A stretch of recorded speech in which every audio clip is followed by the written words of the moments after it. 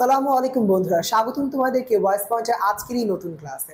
আজকে আমরা ভয়েস পয়েন্টের এই নতুন ক্লাসে অষ্টম শ্রেণীর দ্বিতীয় অধ্যায় দৈনন্দিন কাজে বাস্তব সংখ্যা, অষ্টম শ্রেণীর গণিত বইয়ের দ্বিতীয় অধ্যায়, এই অধ্যায়ের কিছু বিষয় সম্পর্কে জানব। বন্ধুরা, এই অধ্যায়টির নাম হচ্ছে দৈনন্দিন কাজে বাস্তব সংখ্যা। অর্থাৎ এই অধ্যায়ে আমরা বাস্তব সংখ্যা সম্পর্কে জানবো এবং এই সম্পর্কিত বিভিন্ন সমস্যার সমাধান করব। আচ্ছা বন্ধুরা, বাস্তব সংখ্যা কি সেটা জানতে হলে আমাকে আরো কিছু জিনিস সম্পর্কে জানতে হবে। প্রথমে একটা জিনিস তোমাদেরকে বলে নিই, বাস্তব সংখ্যা মধ্যে অনেক ধরনের সংখ্যা রয়েছে। আগে আমরা এই সংখ্যাগুলো সম্পর্কে জানি। আমরা যদি প্রত্যেকে এই সংখ্যাগুলো সম্পর্কে বুঝতে পারি তাহলে আমরা বাস্তব সংখ্যা কি তাও বুঝতে পারবো। দেখো, আমি প্রথমে কি লিখেছি, ধনাত্মক সংখ্যা। বন্ধুরা, ধনাত্মক সংখ্যা কি? ধনাত্মক সংখ্যা হচ্ছে ওই সকল সংখ্যা যাদের আগে প্লাস চিহ্ন থাকে, রাইট?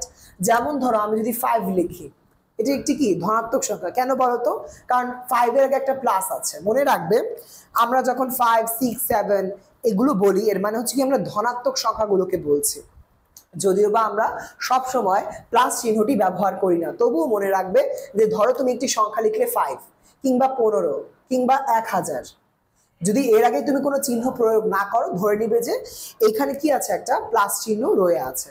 তাই যেহেতু প্লাস চিহ্ন বিশিষ্ট কোনো সংখ্যাকে আমরা কি বলছি? ধনাত্মক সংখ্যা বলছি। যে কোনো একটি সংখ্যা, সেটির মান যে কোনো কিছু হতে পারে, সেটা আগে যদি কোনো চিহ্ন থাকে, সেটা যদি প্লাস হয় তাহলে আমি তাকে কি বলবো? ধনাত্মক সংখ্যা। আর বন্ধুরা, যদি এই প্লাস চিহ্নটা নাও থাকে, আমি মনে মনে ধরে নেবো যে এখানে একটা প্লাস চিহ্ন আছে, তাহলে আমি কি বলবো? তাকে একটি ধনাত্মক সংখ্যা। বন্ধুরা, যেমন উদাহরণের জন্য আমি যদি তোমাদেরকে বলি, ধরো 5, 10, 15, 1000 কিংবা 1500, এরা সবাই কি ধনাত্মক সংখ্যা। এবার আমরা চলো একটু ঋণাত্মক সংখ্যার দিকে তাকাই। ঋণাত্মক সংখ্যা কি? ঠিক তেমনি ভাবে আমরা এই যে সকল সংখ্যাগুলো আমরা চিনি, তাই না? 5, 10, 11, 15, 20, এদের আগে যদি একটা মাইনাস চিহ্ন থাকে, আমি তাকে কি বলি? ঋণাত্মক সংখ্যা। যেমন আমি যদি 6 লিখি, 6 লিখে আমি তোমাকে বলি যে তার আগে একটা মাইনাস চিহ্ন দিলাম, তার এটা কি হয়ে গেল? একটা ঋণাত্মক সংখ্যা। ঠিক তেমনিভাবে আমি যদি একটা 8 লিখি এবং তার আগে একটা মাইনাস চিহ্ন দিই, এটা কি সংখ্যা হয়ে গেল? একটা ঋণাত্মক সংখ্যা। বা -1000 যদি লিখি, তাহলে এটা একটা ঋণাত্মক সংখ্যা গেল। কিংবা -999, তাহলে দেখো আমি এখানে অনেকগুলো সংখ্যা লিখলাম, যাদের পাশে আমি কি দিলাম? একটা মাইনাস চিহ্ন দিলাম, তাহলে এদেরকে আমি কি বলবো? ঋণাত্মক সংখ্যা। আর যে সকল সংখ্যার আগে হয় প্লাস চিহ্ন আছে কিংবা কোনো চিহ্ন নাই, আমি তাদেরকে কি বলবো?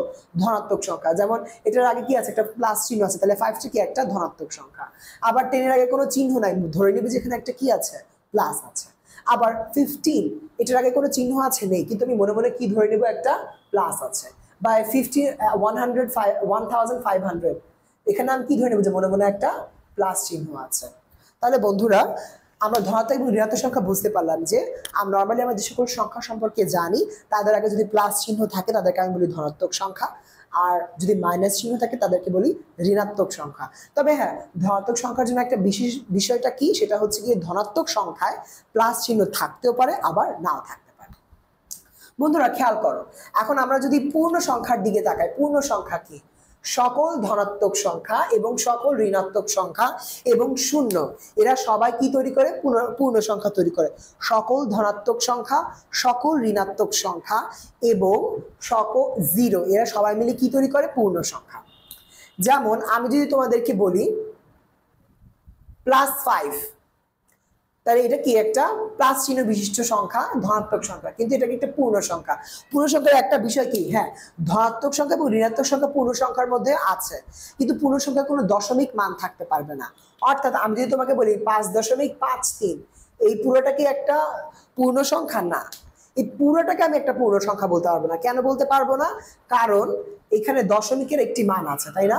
দশমিকের পরে যদি কোনো মান থাকে, তাহলে সেই পুরো সংখ্যাটাকে আমি কি বলতে পারবো না? পূর্ণ সংখ্যা বলতে পারবো না। তাহলে পূর্ণ সংখ্যায় কোনো দশমিক যুক্ত অংশ থাকবে না। যেমন আমি যদি তোমাকে এখন বলি -100, এটা কি একটা পূর্ণ সংখ্যা? হ্যাঁ, কারণ এটার পরে দশমিকের কোনো মান নেই। হ্যাঁ, এটা মাইনাস চিহ্ন বিশিষ্ট। আমি তোমাকে আগেও বলেছি যে ধনাত্মক সংখ্যা এবং ঋণাত্মক সংখ্যা এরা কি হতে পারে? পূর্ণ সংখ্যা হতে পারে। ঠিক তেমনি আমি যদি তোমাকে বলি -175 কিংবা +195, এরা সবাই কি?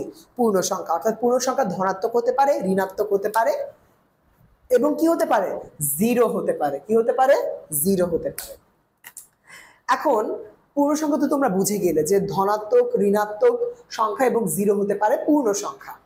বন্ধুরা, ধনাত্মক সংখ্যা কিংবা ঋণাত্মক সংখ্যা এই দুটি সংখ্যা কি আমি জিরোকে পেয়েছি? না, পাইনি। জিরোকে আমি ঋণাত্মক সংখ্যা বলতে পারি না, তাহলে কি আমি জিরোকে ধনাত্মক সংখ্যা বলবো? না, জিরোকে একটি বিশেষ নাম দেওয়া হয়, এই নামটি হচ্ছে অঋণাত্মক সংখ্যা। কি বলা হয়? অঋণাত্মক সংখ্যা। তাহলে জিরোর একটা স্পেশাল নাম কি? অঋণাত্মক সংখ্যা, যাকে আমরা ইংরেজিতে বলি নন নেগেটিভ নাম্বার।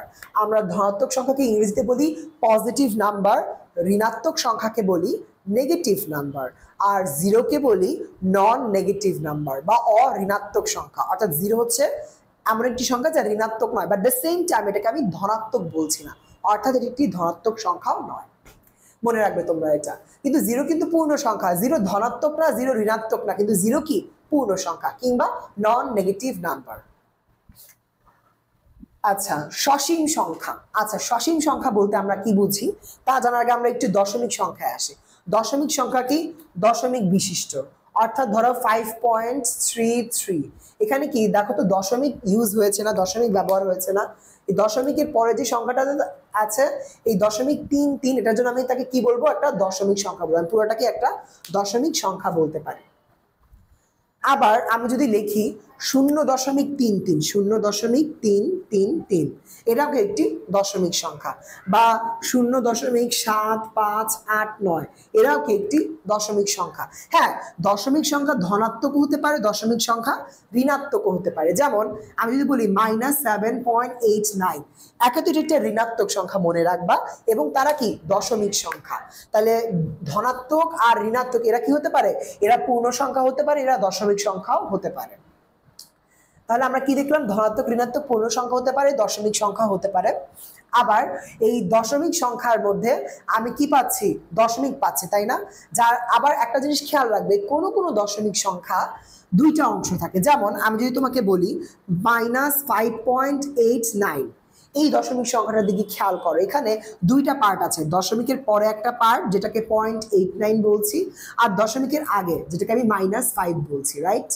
তাহলে -5 আর 0.89, যদিও বা মাইনাসটা দুটার মধ্যেই আছে, -5এও আছে, 0.89এও আছে।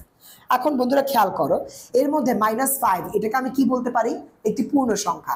আর -89 কি? একটি দশমিক সংখ্যা। অর্থাৎ মাঝে মধ্যে আমরা কিছু দশমিক সংখ্যা পাবো যাকে ভাঙলামে আবার দুইটা সংখ্যা পাবো, একটা পূর্ণ সংখ্যা আর একটা কি? দশমিক সংখ্যা। অর্থাৎ কোনো কোনো দশমিক সংখ্যা আমি দুইটা পার্ট পেতে পারি, একটা পূর্ণ সংখ্যার পার্ট, অপরটা দশমিক সংখ্যার পার্ট। তাহলে বন্ধুরা তোমরা বুঝতে পারলে দশমিক সংখ্যা কি কি হতে পারে।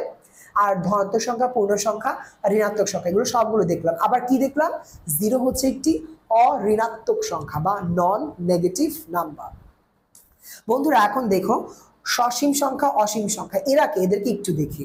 সসীম সংখ্যা বা অসীম সংখ্যা। সসীম সংখ্যা হচ্ছে সেই সকল সংখ্যা যাদের মান সুনির্দিষ্ট। অর্থাৎ আমি যদি তোমাকে বলি 5.89 কিংবা 6.78 কিংবা 7.5, প্রত্যেকটা সংখ্যার দিকে তাকাও, কিংবা 100। ধরো আমি দশমিক নাই নিলাম, দশমিকের একটা পার্ট আমি নাই নিলাম, এই সংখ্যাটার দিকে তাকাও। 5.89, 6.78, 7.5 কিংবা 100, প্রত্যেকটার মান কি নির্দিষ্ট না? আমি কাউন্ট করতে পারছি, হিসাব করতে পারছি।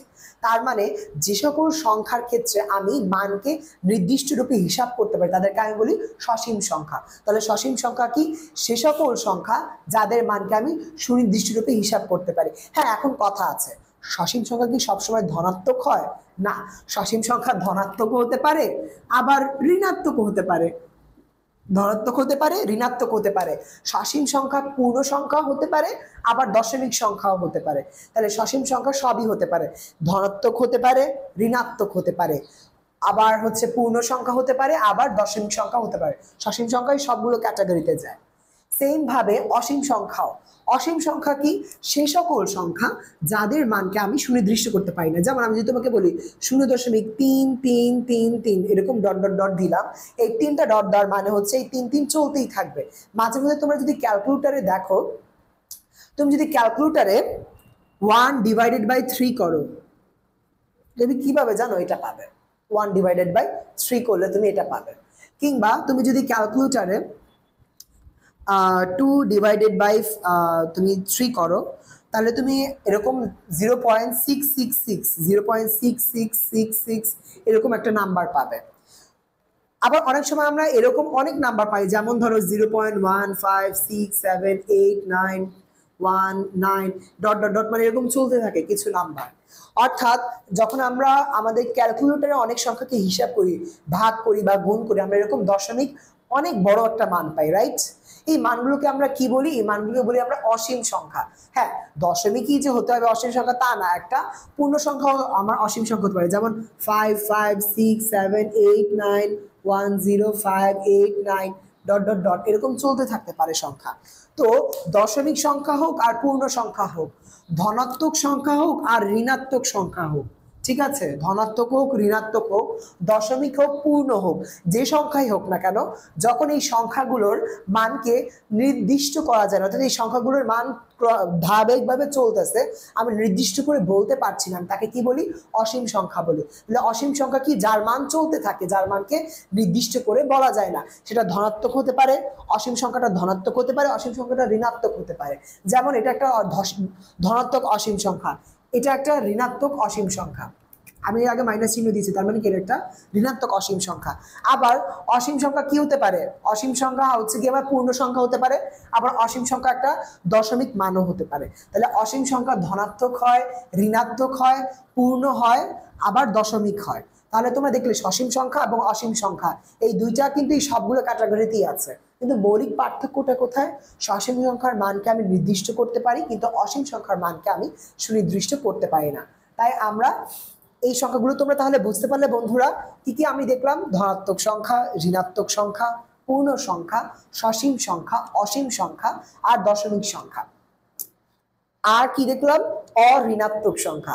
এখন মাত্র একটা সংখ্যা বাকি আছে, যাকে আমি বলি মূলদ সংখ্যা। মূলদ সংখ্যা কি? মূলদ সংখ্যা হচ্ছে ওই সকল সংখ্যা যাকে p/q আকারে প্রকাশ করা যায়। তাহলে মূলদ সংখ্যা কি?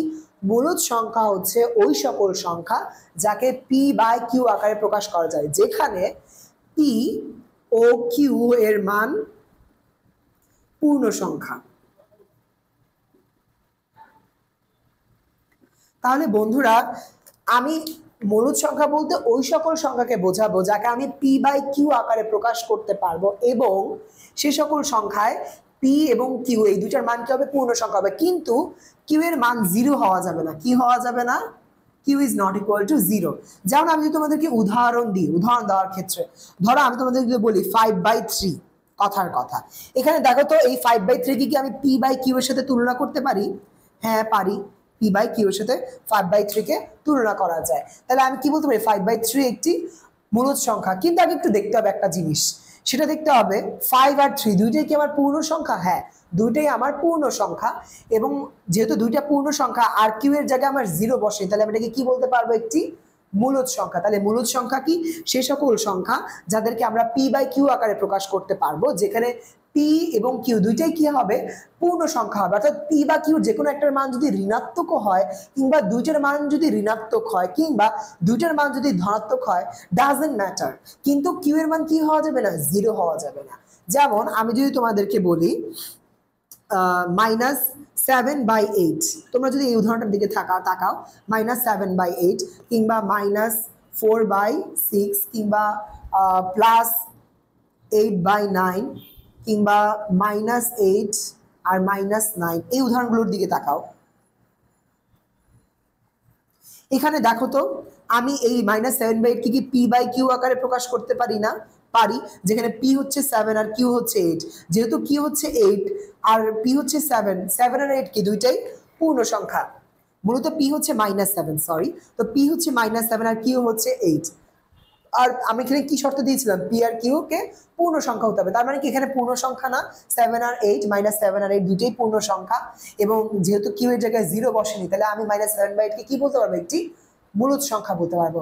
সেম কাইন্ড অফ দেখো তো, -4/6, 4 কে আমি p ধরি আর 6 কে আমি q ধরি, তাহলে -4 আর 6 এই দুইটাই কি আমার মূলদ সংখ্যা। তাহলে p আর q এর জায়গায় দুইটাই আমার পূর্ণ সংখ্যা, তাহলে p ও q এর জায়গায় আমার কি বসেছে? পূর্ণ সংখ্যা বসেছে। At the same time q এর জায়গায় কি নাই, জিরো নাই। আমি কি বলছি, কিউ এর মান জিরো হওয়া যাবে না। তাহলে -4/6 কে আমি কি বলতে পারবো, একটি মূলদ সংখ্যা। এই দুইটাও কি সেম ভাবে আমি মূলদ সংখ্যা বলতে পারবো। তাহলে আশা করি তোমরা ধনাত্মক, ঋণাত্মক, পূর্ণ সংখ্যা, সসীম সংখ্যা, অসীম সংখ্যা, মূলদ সংখ্যা, দশমিক সংখ্যা, এই সবগুলো সংখ্যা বুঝতে পেরেছো। আর বন্ধুরা, এই সকল সংখ্যা কার মধ্যে পড়ে জানো? বাস্তব সংখ্যার মধ্যে পড়ে। বাস্তব সংখ্যাকে আমি কি বলি? রিয়েল নাম্বার বলি। বাস্তব সংখ্যার ইংরেজি নাম কি? Real number. তাহলে এই সবগুলো সংখ্যা কি মূলত বাস্তব সংখ্যা। আশা করি তোমরা বাস্তব সংখ্যা এবং এর প্রকারভেদগুলো এবং তাদের উদাহরণগুলো সম্পর্কে একটা ধারণা পেয়েছো।